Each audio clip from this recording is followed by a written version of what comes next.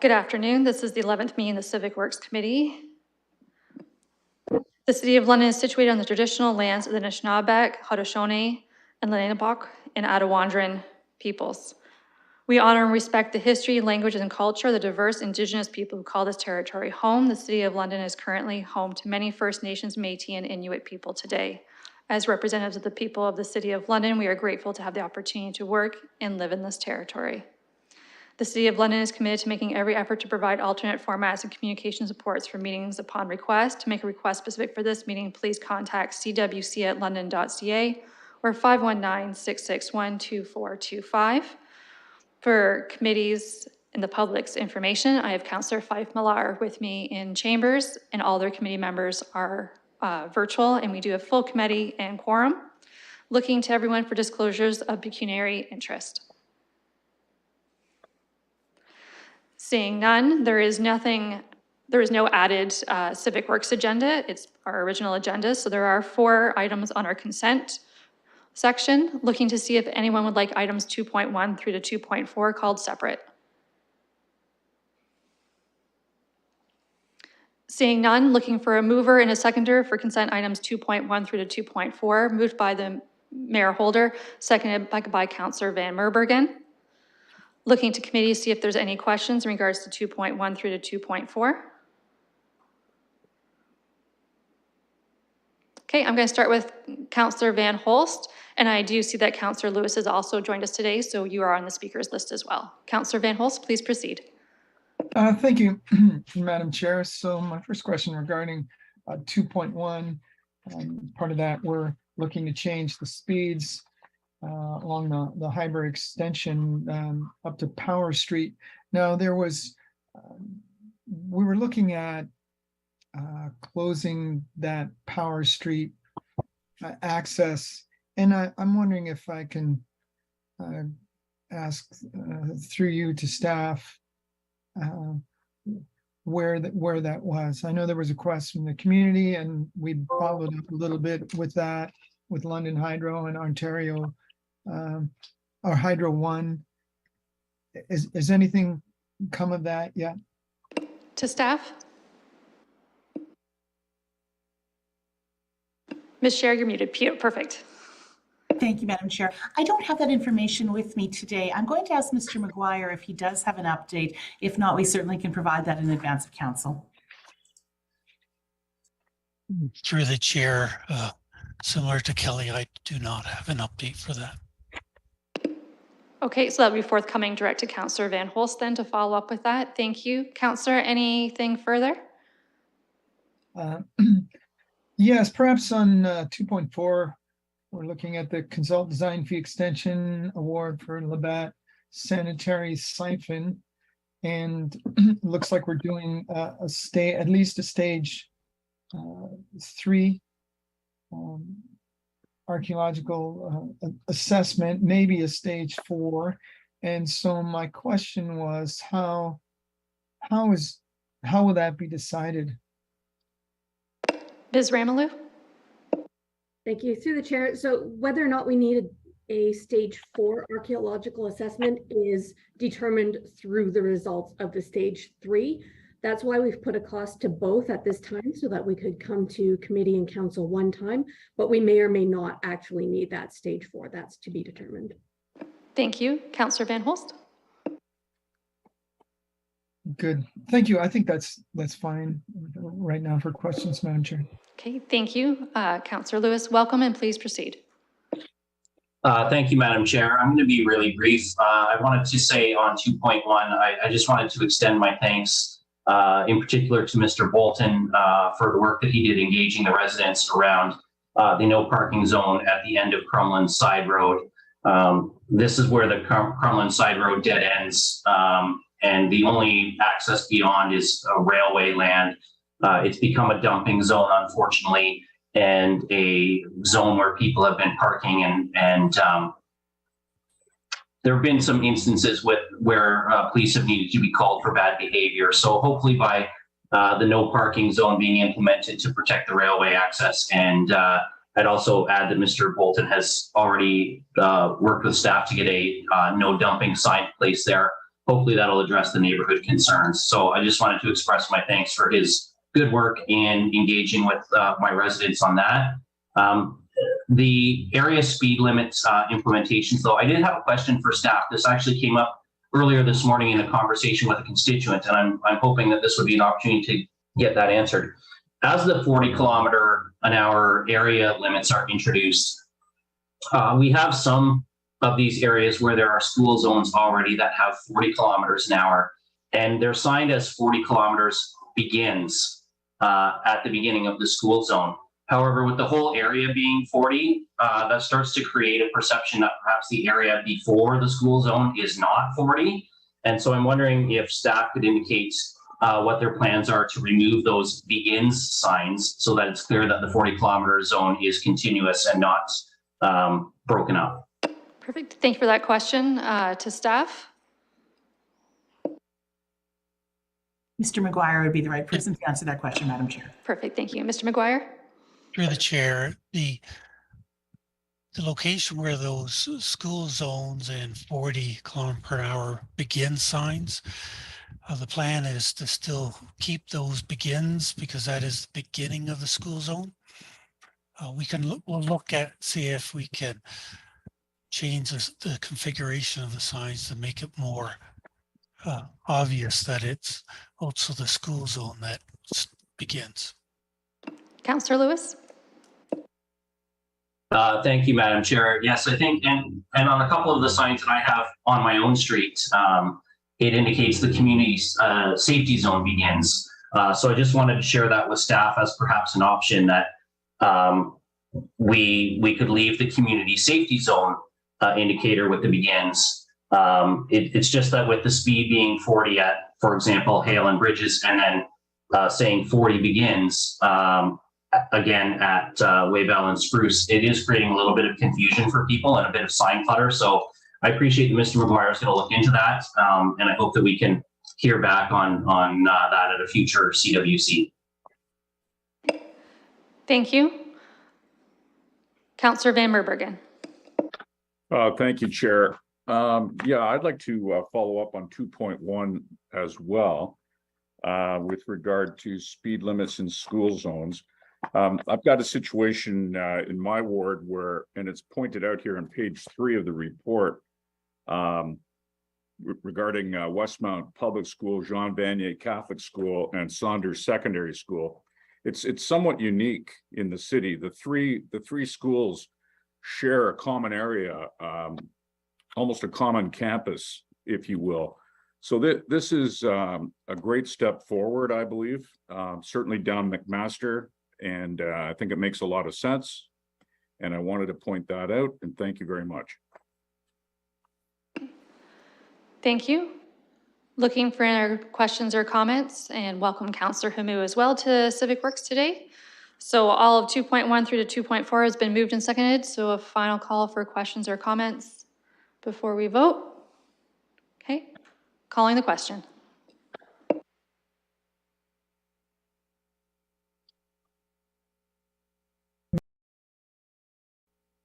Thank you.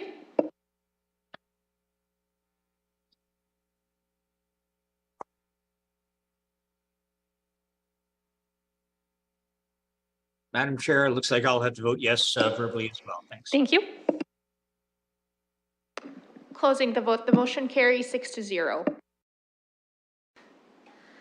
Moving on to scheduled items, we do have 3.1 is a delegation for the 2021 LTC annual report. Ms. Polensky, the General Manager of London Transit Commission, is with us today. This report begins on page 33 of our packages. Ms. Polensky, welcome, and I'll turn it over to you for just a brief introduction and anything you would like to highlight, or if you would like to go through the presentation, the 5 minutes is yours to use as you please. Thank you, Madam Chair. I just have a brief introduction and then I'd be happy to take any questions. The annual report is an integral part of London Transit's business planning process, as it provides an annual review on our performance against each of the strategic outcomes identified in the business plan. Navigating through the global pandemic resulted in the need to forego or defer progress on a number of our strategic outcomes, and redirect our focus to practices and protocols intended to keep both our employees and our riders safe as we continue to operate through the pandemic. Notwithstanding this shift, the annual report continues to provide commentary on the traditional key performance indicators for transparency purposes. As the report sets out, ridership throughout the pandemic period has been significantly lower than pre-pandemic levels, which was not unexpected given the restrictions and lockdowns that were in place, coupled with the shift to working from home for many employers. The Safe Restart program, provided in partnership by the provincial and federal governments, provided the required funding to offset our revenue losses associated with the declines in ridership, and allowed us to continue to operate public transit services at a level that ensured it remained a viable option for Londoners throughout the pandemic. 2022 will be a year to engage with stakeholders to identify their priorities for public transit services going forward, and this feedback will be utilized for the next business planning cycle. In closing, I'd like to extend our gratitude to Municipal Council and Civic Administration for their continued support throughout these past few challenging years. And with that, I'd be pleased to answer any questions. Thank you. I'll also note that Councillor Hopkins serves on the commission and Councillor Helmer is chair of the LTC currently. So thank you to both those councillors for the extra work that they do with London Transit Commission. I'm taking any questions or comments.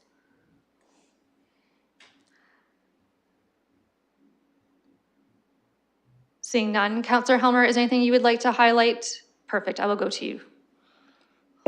I just wanted to say to Ms. Bushney and the whole team at LTC, job very well done over the last couple of years, including this year, which is the focus of the report.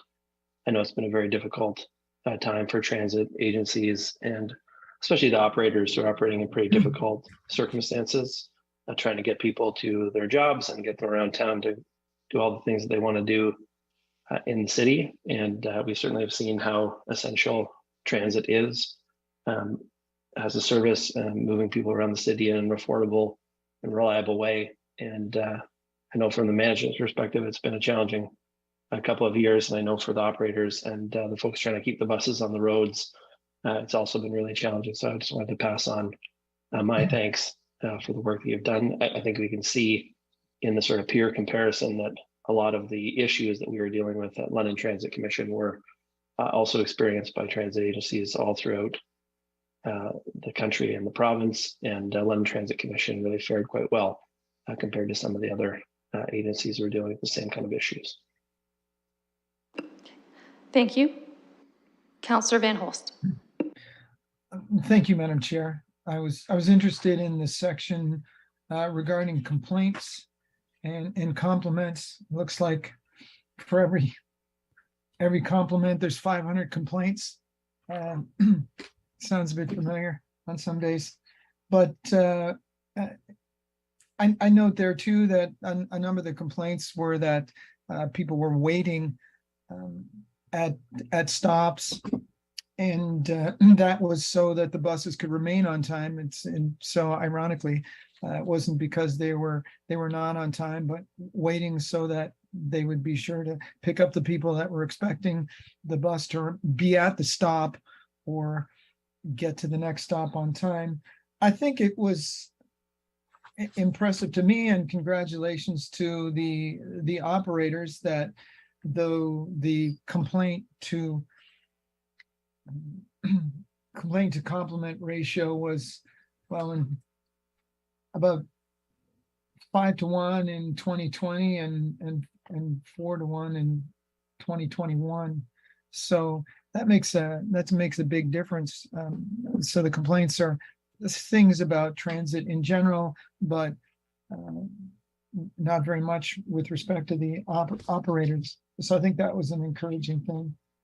And I do think that some of the complaints have been for or asking for shelters and more amenities throughout the city. So perhaps I could ask through you, Madam Chair, to our guest, if we can hope to see an acceleration in those being constructed. Ms. Polinsky? Through you, Madam Chair. So we do have under the PTIF program, one of the programs was to improve bus stop amenities that included the addition of 60 shelters throughout the city, as well as bus stop lighting at a number of shelter or stops that were identified as having low lighting or deemed unsafe. Those programs, unfortunately, were placed on hold during the pandemic just due to supplier issues. We were unable to actually get the equipment. So they have started up again. We're in the process of installing those shelters, and 30 of them should be installed throughout the fall of this year.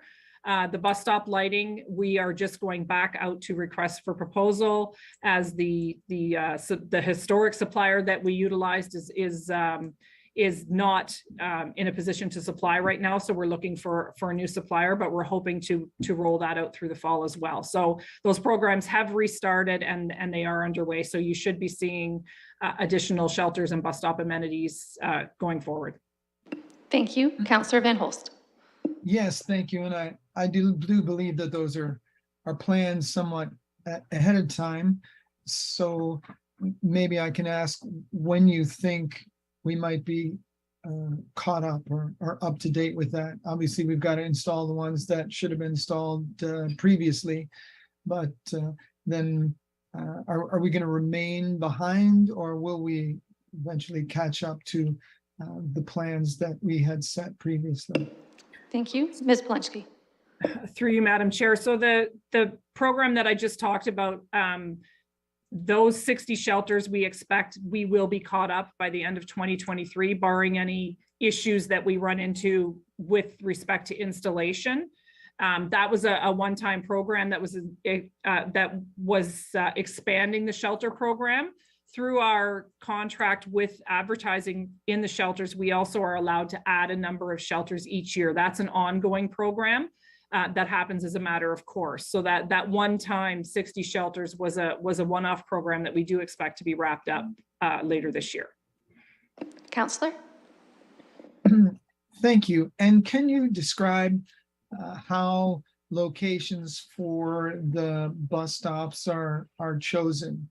I know I've had a community members asking for particular ones. For instance, out in the Sikh temple on Clark Road, that there's an example of a community that's looking for some shelter amenities. Can you describe to us how those decisions are made and the timing of those installations is done? Thank you. Could I also ask that you add on to the best way to bring those community concerns forward to you for requests for consideration? Sure. Thank you, Madam Chair. So we've got a shelter warrant program that looks at the ridership that's occurring at specific stops where we would look to put in shelters. Obviously, you know, we because they are limited in the amount that we're able to put in each year, we look where the highest ridership is. We also go through a site plan approval process with the city before the shelter would actually be installed. We also have to give consideration to the land that's available to place that shelter and whether or not we need encroachment agreements with the landowner if the shelter is going to take up more land that's available on city property. So there are a number of things that are considered, and each year a report goes to the commission with all of the shelter requests that have come in. And just while I'm on that, anyone that's looking for a shelter request can certainly reach out and contact just through our LTC information, or LTC general email, or directly to our planning department, a request for those shelters, and those all get included in that annual report that goes to the commission. All of those requests are measured against that warrant system that I talked about. They're assigned points, and then the report that goes to the commission sets out the ones that are recommended based on the highest scores each year. And again, then subject to whether or not there's any sightline issues or anything like that, those shelters are installed later that following year. So early in the year, spring, that report goes to the commission with the hopes that those that are approved would be installed that fall. Councillor Van Holst. Thank you. And finally, perhaps I might ask you to just describe the warrant system in a little more detail. From your previous answer, it seemed like it's the number of riders at a particular location, but are there other factors that might be considered? For instance, the amount of elderly individuals that might be accessing that stop. I know we've got some seniors' homes in on some of the routes, so that's the kind of detail I might be looking for. Thank you. Ms. Polensky. So that level of detail isn't really part of the warrant system. However, details like that could be included in a request that would add context to a request.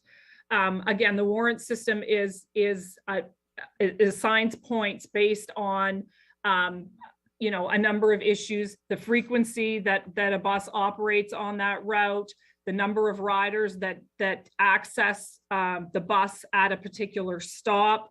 And that, while that can be very high on a certain day, it may not be throughout the period. So it's that type of thing. We don't get into the demographic of the rider because in many cases we don't have that information available to us. So it's more about the usage that occurs at a specific stop is the predominant factor. And then again, the safety concerns, whether or not there's any sightline concerns or things that would impact the site approval of that shelter. Those are the primary pieces. But again, any of that additional information would be included as context if something were to be recommended, recommended outside of the actual warrant points. Thank you. Councillor Van Holst. I appreciate the answers, Madam Chair. Thank you. As did I, an opportunity to learn about requesting more services for our residents in the warrant system and making a full case why the need we believe is there as ward councillors if we help a resident out. Looking to committee for any other questions or comments in regards to our delegation before us today.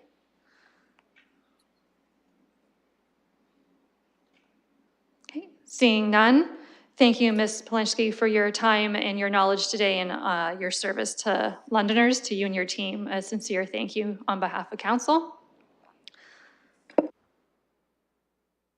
And I'll need a motion to a mover and a seconder to receive the report in the delegation today. Moved by Councillor Van Holst, seconded by Councillor Van Merbergen.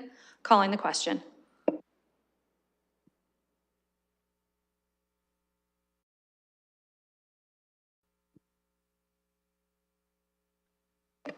Closing the vote, the motion carries 6-0. Thank you. We wish you a wonderful week.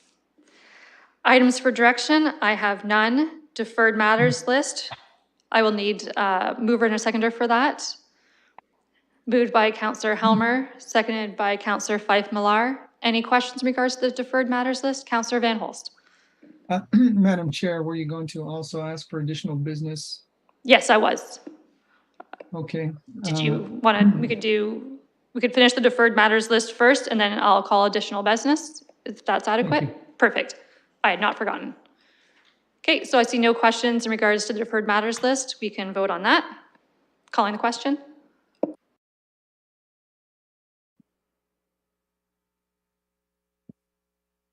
Closing the vote, the motion carries 6-0. I'll start with Councillor Van Holst. Okay, thank you, Madam Chair. I was out at the Greenway treatment plant to have a look at the rotating drum thickeners. I didn't ask any questions about that. It was item 2.2, but I noticed that the staff was dealing with some troubles with respect to the incinerator, and we were trucking sludge away. And I'm sure that, well, in these instances, we usually get a report afterwards saying there was this challenge and here's how it was dealt with. But since it's timely and going on right now, I thought I would would ask through you to our staff to describe the situation and how it's looking now. Thank you. Ms. Ramalou, would you like to speak to this one? Sure, thank you. Through the chair. So yes, Councillor Van Holst is correct. So we were forced to shut down the incinerator the first week of August to undertake some emergency repairs. And we did utilize the emergency procurement process to obtain the required parts and services. And we will be reporting to those through committee and council once complete. Work is expected to be complete this week and back in operation next week. So there's good news there. And if there are more technical details being sought, I am happy to pass it over to Mr. Odekirk. Okay, Councillor, so I'm going to assume that the report will come for the next cycle of Civic Works Committee. Is that an accurate assumption, Ms. Ramalou? We believe it likely October, given just the timing of the purchase orders and making sure that we have all the costs accumulated and tallied. Okay, thank you. Councillor Van Holst, would you like to hear from Mr. Odekirk? Because he is all knowledgeable and lovely.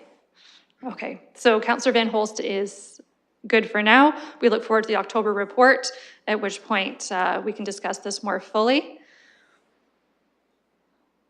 Any other additional business from committee? Seeing none, that moves us almost to adjournment. Prior to adjournment, I will ask the committee clerk to briefly state her next opportunity. Thank you very much, Madam Chair. I just wanted to inform the committee that this is my last meeting with the Civic Works Committee, as I have accepted a job outside of the corporation. And I also wanted to take this opportunity to extend my thanks to the committee and to staff for all of the support and assistance over the years. Thank you. Thank you. So a heartfelt gratitude to Audrey for all that she's done to keeping the committee organized, on time, and efficient, and legally above board. We've appreciated it. We will miss her. She is so smart and capable, and always welcome back at the Corporation of City of London. So thank you for all your dedication to this committee and Londoners. I told her I didn't want her to go and I wasn't going to receive her resignation, but apparently it's not up to committee. But I did try to keep her for us. So sadly, at this adjournment, we are going to adjourn from Audrey's last Civic Works Committee meeting. We will need a mover and a seconder. Moved by Councillor Helmer, seconded by Councillor Van Meerbergen. A hand vote is in order of all in favor of dismissal for today. The motion carries. Thank you, everyone. Have a wonderful week, and we will see you soon.